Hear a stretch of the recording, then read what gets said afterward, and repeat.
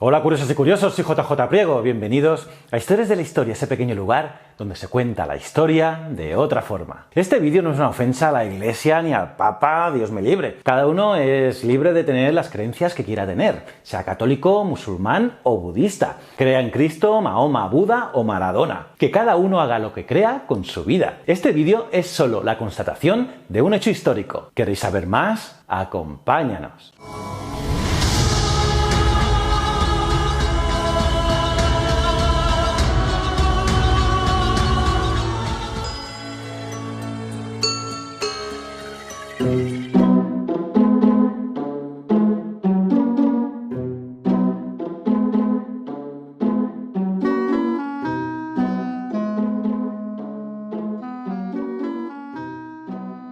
Como he dicho al inicio, este vídeo es solo la constatación de un hecho histórico. Empecemos. En el año 330, el emperador Constantino I el Grande trasladó la capital del Imperio Romano a Bizancio, renombrada por él como Constantinopla, ya que así con su nombre quedaba más chula y llenaba también su egolotría. Y tras ello, Constantinopla se convertiría en la capital del Imperio Romano de Oriente. En ese momento Roma, la eterna capital del Imperio Romano, queda huérfana del poder terrenal, pero no del espiritual. Eso sí que no, ya que lo asumió el obispo de Roma llamado Silvestre. Esa autoproclamación y reconocimiento de Roma como la sede del papado había que fundamentarla en argumentos sólidos para que nadie pudiera cuestionarla. Así que se pusieron manos a la obra. Si leemos el Evangelio según San Mateo, en el capítulo 16, este dice: Y viniendo Jesús a las partes de Cesarea de Filipo, preguntó a sus discípulos, diciendo: ¿Quién dicen los hombres que es el Hijo del Hombre? Y ellos dijeron: unos Juan el Bautista, y otros Elías, y otros Jeremías, o alguno de los profetas. Él les dice: ¿y vosotros quién decís que soy? Y respondiendo Simón Pedro dijo: Tú eres el Cristo, el Hijo del Dios viviente.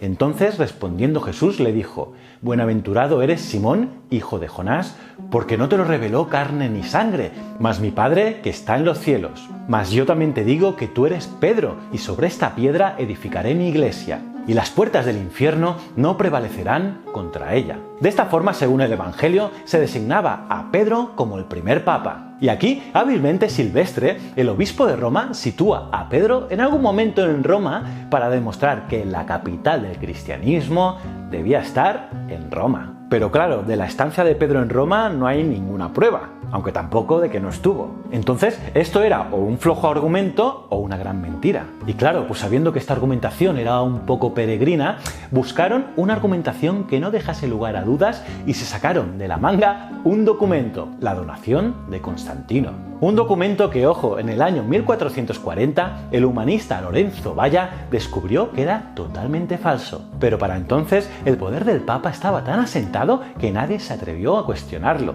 Pero, ¿qué ponía este documento? Pues según este documento se reconocía al Papa Silvestre I como soberano. Se le donaba también la ciudad de Roma, así como las provincias de Italia y todo el resto del Imperio Romano de Occidente. Y es que si San Pedro fue la piedra sobre la que se edificó la iglesia, el emperador Constantino I el Grande se le podría considerar el arquitecto y sobre todo el que financió la construcción de la iglesia. Tras la celebración del Concilio de Nicea, hoy Iznik en Turquía, en el 325, se sentaron las bases y la estructura de la nueva iglesia. Y aquí aparece el documento que Lorenzo Valla descubrió que era falso. En ese documento, como si fuera la herencia millonaria de un tío lejano que se fue a hacer las Américas, el Papa Silvestre I recibió la Constitutum Domini Constantini Imperatoris, la donación de Constantino que os explicaba anteriormente. Así, este papa se convertía en el sucesor de San Pedro y se adjudicaba la primacía sobre las 4 patriarcas de Antioquía,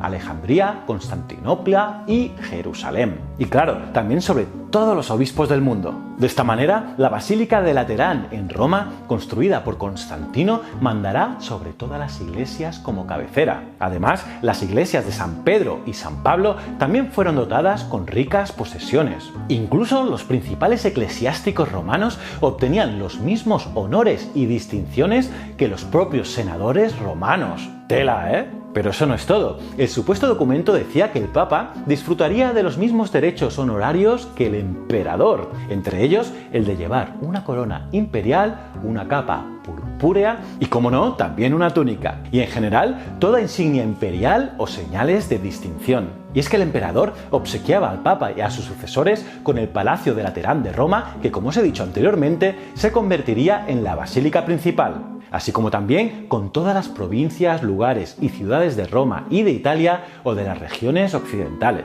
Y la razón que pusieron era simple. El emperador ha establecido para sí, en el este, una nueva capital que lleva su nombre y allá trasladará su gobierno, porque es inoportuno que un emperador secular tenga poder donde Dios ha establecido la residencia de la cabeza de la religión cristiana. Además, y esto es muy fuerte, para dar miedito, el documento concluye con maldiciones contra todos los que se atrevan a violar estos regalos y con la certidumbre que el emperador las ha firmado con su propia mano y las ha puesto en la tumba de San Pedro. Aparte del detalle sobre el cual se llevaba la capital del imperio a Constantinopla para no mezclar el poder temporal y el celestial. Este documento, que certificaba el poder espiritual sobre toda la cristiandad y el temporal sobre ciertos territorios, fue utilizado por los papas durante toda la Edad Media en los múltiples charcos en los que la Iglesia se metía por conflictos territoriales. Hasta que en el siglo XV, como se comentaba al principio del vídeo, se descubrió el pastel, ya que era más falso que Judas. En el siglo XV, los estudios lingüísticos de Nicolás de Cusa, Lorenzo Valla y Reinaldo Precoz ya demostraron que era falso. Incluía expresiones, giros e incluso términos propios de los siglos VIII y IX completamente desconocidos en el siglo IV, cuando supuestamente se fechó. No obstante, el éxito de la falsificación fue absoluto y logró el objetivo que se marcaba: sostener la libertad y la independencia de la Iglesia frente al poder civil, además de servir para justificar el poder temporal del papado. Incluso, según los venecianos, en 1177, el Papa Alejandro III les había reconocido la soberanía sobre el mar Adriático. Pero años después, en una de sus múltiples disputas entre la República de Venecia y los estados pontificios, el Papa solicitó ver el acta por la cual los venecianos eran los dueños del mar Adriático. Y a eso que el embajador veneciano le contestó: Santidad, se encuentra al dorso de la donación hecha por Constantino a la Iglesia romana. Ante una prueba tan contundente, el Papa agachó las orejas y cayó. Y bueno, pues ya veis, entre la invención de que Pedro estaba en Roma para construir la Iglesia y la falsedad del documento de la donación de Constantino, la Iglesia se asentó en Roma y dominó varios siglos en la mayoría de Europa en base a mentiras, e incluso a día de hoy. ¿Cómo os habéis quedado, curiosas y curiosos? ¿Qué os ha parecido esta historia? Me lo podéis poner en los comentarios. Si te ha gustado este vídeo, dale al me gusta. Y si es tu primera vez aquí en Historias de la Historia, dale a este botón y suscríbete al canal. También a la campanita para estar al día de todas las novedades. Para acabar, me gustaría recomendar seguir mis otros dos canales: Easypromos TV y Ciencias de la Ciencia. Estoy seguro que te gustarán. Y recuerda, el conocimiento es un requisito esencial para la supervivencia. Muchísimas gracias.